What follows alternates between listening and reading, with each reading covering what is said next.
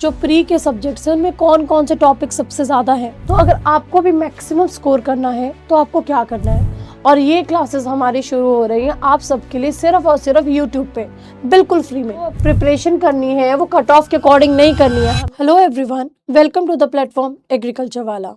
मैं हूं डॉक्टर प्रियंका भारद्वाज और आज हम लोग बात करेंगे कि अगर आप भी 2026 में IBPS में जॉब करना चाहते हो, एग्रीकल्चर फील्ड ऑफिसर बनना चाहते हो, तो क्या क्या चीज़ें हैं जिसे आपको ध्यान में रखना है, कौन कौन से रिसोर्सेज आपको फॉलो करने हैं। अभी तक अगर आप देखेंगे पिछले कुछ वर्षों में कितनी कट ऑफ प्री की गई है, कितनी मेंस की गई है और कितनी ओवरऑल हमारे पास में कट ऑफ हमें देखने को मिली है। हम ये भी बात करेंगे कि पूरी कंप्लीट स्ट्रैटेजी हमारे पास में क्या होनी चाहिए इस एग्ज़ाम को क्रैक करने के लिए। तो सबसे पहले तो जैसा कि आप सबको पता है कि अगर हम IBPS AFO की बात करें, स्केल 1 की जॉब है, और यहाँ पे जब हम एग्रीकल्चर फील्ड ऑफिसर की बात करते हैं तो जो एग्रीकल्चर फील्ड ऑफिसर है उसके लिए अगर आपकी उम्र 20 से 30 साल की है और आपने अगर अपना BSc किसी रिकॉग्नाइज्ड यूनिवर्सिटी से एग्रीकल्चर या उससे रिलेटेड किसी भी स्ट्रीम में किया है, गिवन स्ट्रीम में से किसी भी स्ट्रीम में किया है, तो आप बिल्कुल इस जॉब के लिए एलिजिबल हैं। नाउ अगर हम आगे बात करें तो क्या इसमें एज रिलैक्सेशन होता है? बिल्कुल, जैसे सभी फॉर्म्स में गवर्नमेंट नॉर्म्स के अकॉर्डिंग एज रिलैक्सेशन रहता है। यहाँ पे भी आपको एज में अलग अलग कैटेगरी वाइज जो रिलैक्सेशन है वो देखने को मिलता है। अब बात करते हैं पेपर पैटर्न कैसा रहता है। 3 फेजेस में ये एग्जाम होता है, प्री, मेंस और इंटरव्यू। जो प्री होता है उसमें आपके जो इंग्लिश है, क्वांट्स है एंड रीजनिंग है, ये देखने को मिलता है। मेंस में एग्रीकल्चर का पार्ट आता है और इंटरव्यू में ओवरऑल पर्सनालिटी एंड थोड़ा सा नॉलेज टेस्ट होता है। तो अगर हम यहाँ पे बात करते हैं इंग्लिश, क्वांट एंड रीजनिंग की, ये तीनों सब्जेक्ट तो यहाँ पे हैं और बहुत सारे बच्चे से डरते भी हैं, लेकिन ये है सिर्फ क्वालिफाइंग, यानी कि इसे सिर्फ और सिर्फ आपको पास करना होता है। अगर सिलेक्शन चाहिए तो पहले इसे क्वालिफाई करना पड़ेगा और इसमें अच्छे से स्कोर करना पड़ेगा मेंस में एंड इंटरव्यू में। मेंस एंड इंटरव्यू के ही मार्क्स आगे ऐड होते हैं। तो अब अगर हम आगे बात करें कि हमारे पास जो प्री के सब्जेक्ट्स हैं उनमें कौन कौन से टॉपिक सबसे ज़्यादा हैं, तो देखिए इंग्लिश में जैसे कि आपके फिल इन द ब्लैंक्स हैं, कॉम्प्रिहेंशंस हैं, मैच द फॉलोइंग है, सिनोनिम्स हैं, पैराजम्बल्स हैं, ग्रामर करेक्शन है, ये बहुत इंपॉर्टेंट टॉपिक्स हैं।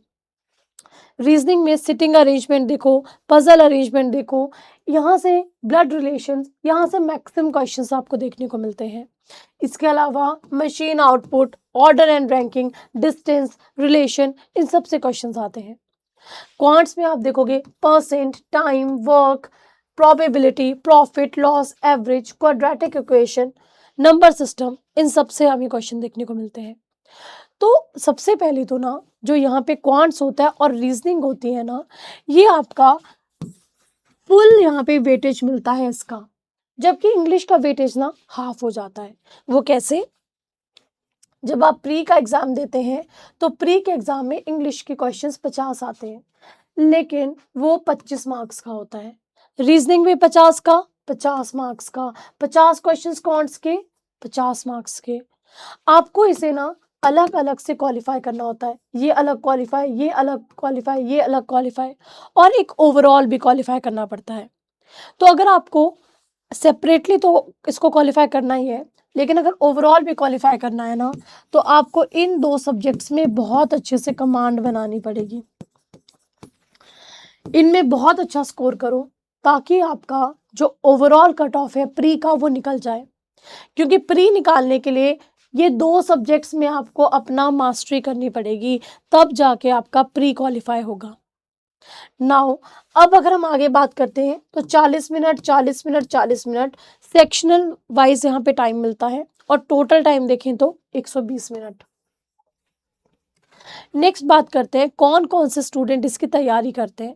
कुछ ऐसे जो स्कूल जा रहे हैं, कॉलेज जा रहे हैं, मतलब कुछ ऐसे हैं जो तैयारी कर रहे हैं, लास्ट ईयर में है, कुछ ऐसे हैं जो पास हो गए हैं और तैयारी कर रहे हैं।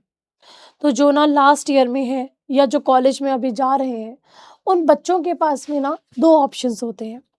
जो कॉलेज में अभी जा रहे हैं उनको क्या फ़ायदा होता है इसकी प्रिपरेशन का, कि जब आप एग्रीकल्चर पढ़ रहे हो उसी से रिलेटेड चीज़ें आपकी मेरिट में ऐड होती हैं। मेरिट सेक्शन जो है वो पूरा प्रोफेशनल नॉलेज का है, एग्रीकल्चर का है। और जो अभी फाइनल ईयर में है ना, उनके पास में क्या है कि उन्होंने 3 साल जो चीज़ें पढ़ ली है ना, उन्हें अच्छे से पढ़ना है और एग्ज़ाम देना है। तो बेसिकली जो कॉलेज गोइंग है ना, उनके पास अच्छा खासा टाइम है कि वो प्री के लिए प्रिपेयर कर पाएँ। और जो फाइनल ईयर में है ना, उन्हें प्री के साथ-साथ जो मेंस है ना, उसकी भी एक बराबर तैयारी करनी पड़ेगी। कुछ ऐसे हैं जो पास आउट हो गए हैं, जो एक रिस्क लेके बैठे हैं कि अब हमें कैसे ना कैसे इस साल में क्वालिफाई करना है। तो अगर आपको भी इसकी तैयारी करनी है, तो सबसे पहले तो आपके बेसिक्स, आपके कॉन्सेप्ट्स अच्छे होने चाहिए। प्री के लिए आपको फोकस करना पड़ेगा, प्रैक्टिस करना पड़ेगा, सीखना पड़ेगा, मॉक टेस्ट लगाने पड़ेंगे। सबसे पहले सबसे बेसिक चीज़ों से शुरू करना पड़ेगा। और जब आप प्री में 1 महीने में अगर आपका प्री के ऊपर पूरा फोकस करते हो, स्ट्रांग होने लग जाता है, तो साथ-साथ में जनरल एग्रीकल्चर भी पढ़ना पड़ेगा। उसके बाद में आप मेंस के सब्जेक्ट पे आइए। तो सबसे पहले प्री के ऊपर ही अपना पूरा फोकस रखिए along with the general agriculture. आगे बात करें, कुछ प्री के कट ऑफ देखते हैं। तो आप देखिए 2025, 24, 23 और 22 इन सालों के अगर आप कट ऑफ देखेंगे ना, तो 2025 में जनरल की 10 कट ऑफ थी, इंग्लिश के लिए, रीजनिंग में 8 थी, क्वांट में 11 थी। जबकि यही कट ऑफ अगर आप 2024 में देखेंगे ना, तो कंपैरेटिवली कम थी। 2023 में देखेंगे तो ऑलमोस्ट बराबर ही थी और 2022 में और भी कम थी। तो इसका मतलब क्या है? इसका मतलब ये है कि जो कट ऑफ होती है ना, वो ये नहीं बताती कि आपके पास में बहुत चीज़ों पे डिपेंड करती है। जैसे पेपर का टाइप कैसा था, कितने बच्चे थे, कितना स्कोर किया। लेकिन डेफ़िनेटली एक चीज़ तो पता है कि कॉम्पिटिशन तो बढ़ रहा है, ठीक है? तो आपको अपनी तैयारी ना बहुत अच्छे से करनी पड़ेगी। अब आउट ऑफ 125 बात करते हैं। ये जो थी ना, ये सेक्शनल कट ऑफ थी। अब बात करते हैं ओवरऑल कट ऑफ की। ओवरऑल कट ऑफ देखो 2025 में 50.13 है एससी के लिए और जनरल के लिए भी 50.13 है और एसटी के लिए 45.63 है। जबकि अगर आप 2024 में देखोगे 51 है एंड यहाँ पे देखो 51 है।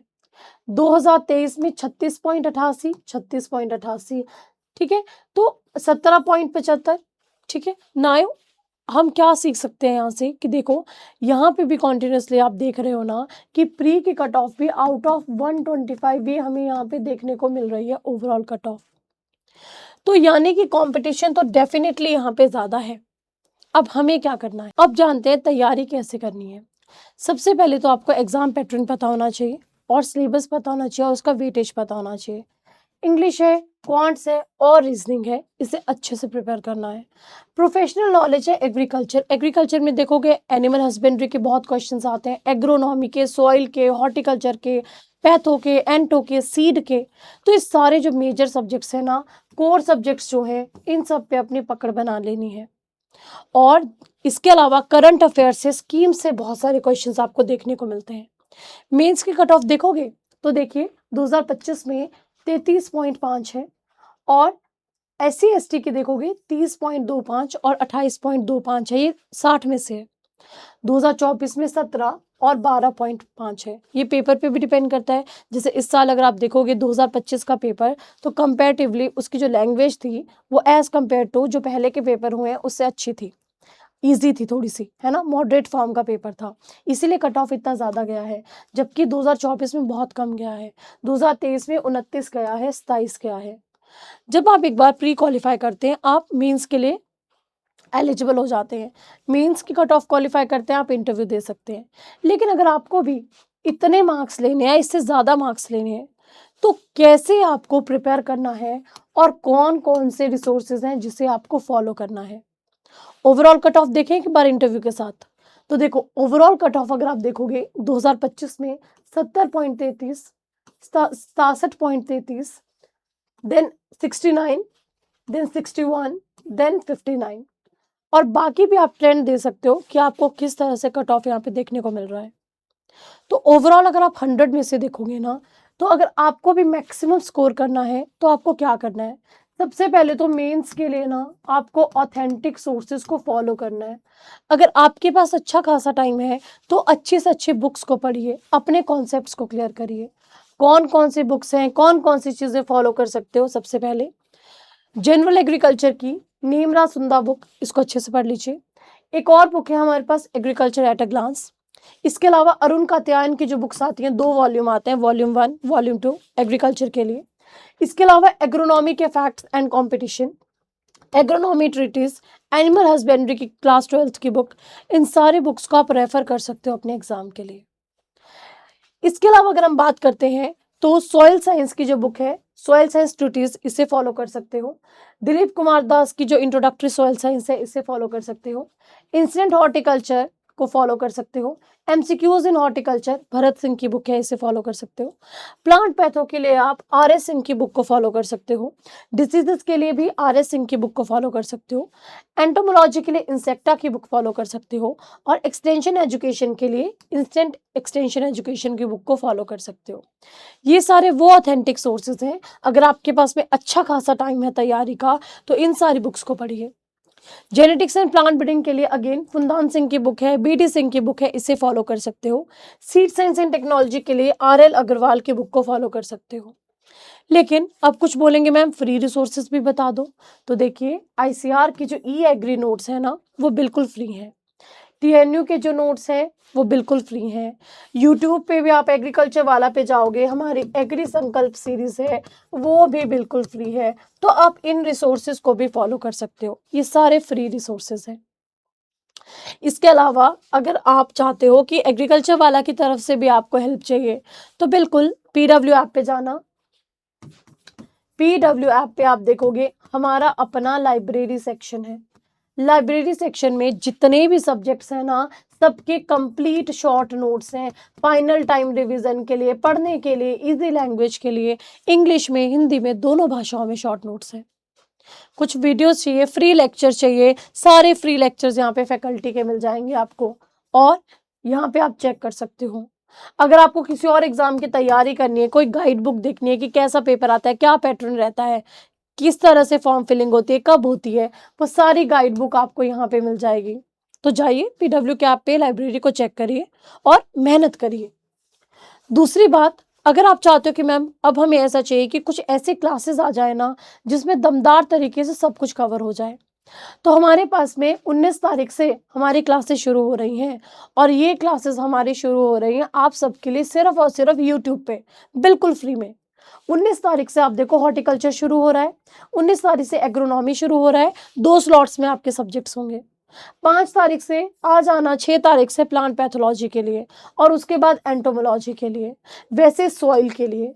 तो आप थोड़ा सा कदम बढ़ाइए, हम भी आपके साथ में हैं। आपको थोड़ा सा मेहनत करनी पड़ेगी और थोड़ा सा ध्यान देना पड़ेगा। अब प्रिपेयर कैसे करना है, देखो नोटिफिकेशन का वेट मत करो पढ़ने के लिए। जो भी अटेम्प्ट दे रहे हो सीरियस होके दीजिए, बिल्कुल अच्छे से पढ़ाई करिए। आईबीपीएस में बहुत कम क्वेश्चंस ऐसे होते हैं जो डायरेक्ट होते हैं। मैक्सिमम क्वेश्चंस में लैंग्वेज ऐसी होती है कि हमें डीप अंडरस्टैंडिंग की ज़रूरत होती है। नोटिफिकेशन आने के बाद तो मेहनत करनी ही करनी है, लेकिन डबल मेहनत करनी है। तो सिर्फ लिखो मत, सिर्फ पढ़ो मत, बल्कि अच्छे से अपने नोट्स भी बनाइए, प्रिपेयर भी करिए और रिवाइज भी करिए, यानी कि प्रॉपर कंसाइज नोट्स बनाइए। और डेली रिवीजन तो आपका मस्ट है, बहुत ज़रूरी है। इंटरव्यू की बात करें तो अभी अगर हम बात करते हैं सिर्फ और सिर्फ इंटरव्यू की, अगर हम बात करें, अभी बहुत सारे बच्चों को हमने इंटरव्यू का गाइडेंस भी दिया था। तो इंटरव्यू के लिए करंट की नॉलेज से अपडेट रहिए, वो आपको अभी से पढ़ना पड़ेगा, वो लास्ट में नहीं पढ़ना है। बैंकिंग अवेयरनेस के बारे में पढ़िए, अपनी पर्सनैलिटी में ऑफिसर वाले ट्रेड्स लाइए, अपने बोलने के तरीके को देखिए। बाकी प्री वाले सब्जेक्ट से डरिए मत, इंग्लिश को लैंग्वेज की तरह लीजिए, सब्जेक्ट की तरह मत डरिए।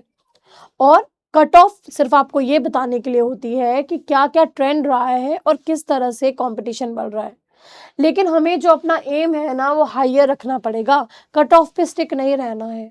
हमें जो प्रिपरेशन करनी है वो कट ऑफ के अकॉर्डिंग नहीं करनी है, हमें हाईएस्ट मार्क्स की तरह कट ऑफ करनी है। बहुत हार्ड प्रिपरेशन की ज़रूरत है। सिर्फ वैकेंसी का मत सोचो, हमें सिर्फ एक सीट चाहिए, ये मत सोचो कम वैकेंसी आ रही है ज़्यादा वैकेंसी आ रही है, हमें सिर्फ एक सीट से मतलब है।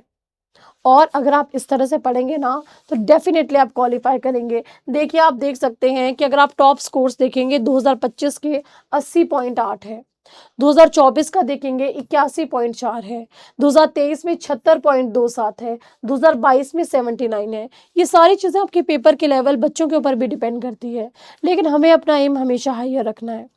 और अगर आपको लगता है कि मुझसे अकेले से ये सब नहीं हो पाएगा, मुझे एक प्रॉपर प्रैक्टिस की ज़रूरत है, तो आप जा सकते हैं और देख सकते हैं हमारे बैचेस को भी, जहाँ पे IBPS AFO फाउंडेशन बैचेस चल रहे हैं, जहाँ पे आपको बिल्कुल कॉन्सेप्ट को डेप्थ में पढ़ाया जा रहा है, ज़ीरो से लेके हीरो तक टोटल ओवरऑल आपको सब्जेक्ट वहाँ पे कवर करवाया जा रहा है। वैसे ही अगर आपको देखना है कि प्रीवियस ईयर्स में क्या हमारे पास MCQs का पैटर्न रहा है, तो आप PW कैप पे जाइएगा। PYQ का एक रिकॉर्डेड बैच है IBPS AFO का, जहाँ पे हर क्वेश्चन का एक प्रॉपर एनालिसिस करवाया गया है, वो भी मात्र 49 रुपीज़ में। वैसे अगर आप हमारे बैचेस को एक्सप्लोर करेंगे तो बहुत सारे हमारे ऐसे बैचेस हैं जो अभी रनिंग में हैं, और उन बैचेस में बहुत अच्छे तरीके से पढ़ाया जा रहा है, और बहुत सारे नए बैचेस भी इस टाइम पे लॉन्च हुए हैं। तो आप PW कैप पे जाइए, चीज़ें एक्सप्लोर करिए। अगर आपको लगता है कि आपको किसी हेल्प की ज़रूरत है तो आप हमसे हमारे टेलीग्राम चैनल पे भी कनेक्टेड रह सकते हैं। एग्रीकल्चर वाला चैनल है, और हर एक टीचर का अपना टेलीग्राम चैनल है, आगे PW लिख दिया गया है कि ये मैम PW, ये सर PW। ठीक है, तो आपको किसी भी तरह की कोई हेल्प चाहिए कमेंट सेक्शन में ज़रूर बताइएगा। बाकी हम लोग मिलेंगे बहुत जल्दी। कब हम लोग मिलेंगे? बहुत जल्दी यूट्यूब क्लासेस पे। मंडे से आपकी फ्री यूट्यूब क्लासेस स्टार्ट हो रही हैं।